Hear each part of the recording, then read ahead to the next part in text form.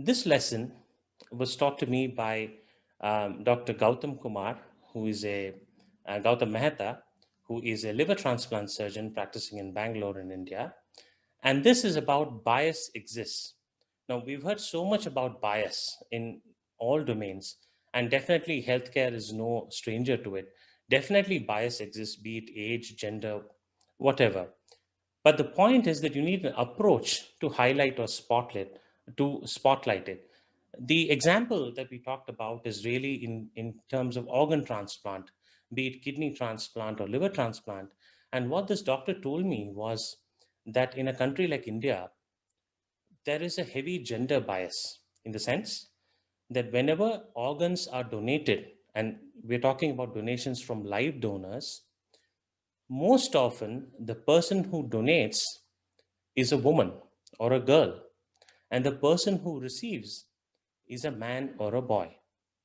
And he was saying that even if a woman were to receive an organ, it won't most likely come from the man in their family, but it would come from some other woman in the family.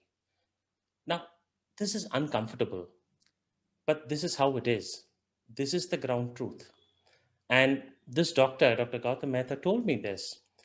But the point to realize is that though we may know this in different pockets of our environment and our day to day life, we need a data driven approach to collect the data, to examine it, to validate it, and then present it such that that bias becomes apparent, such that more people understand that, yes, this is corroborated by data.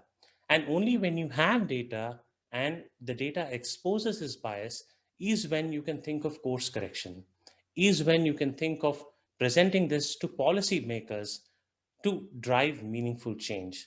So, certainly, the lesson is really that we need to not ignore bias or take out parameters that will hide the bias, but have an active data driven approach to collect the proper data that can highlight this bias or that can bring it to light, because that is when we can take measures to course correct.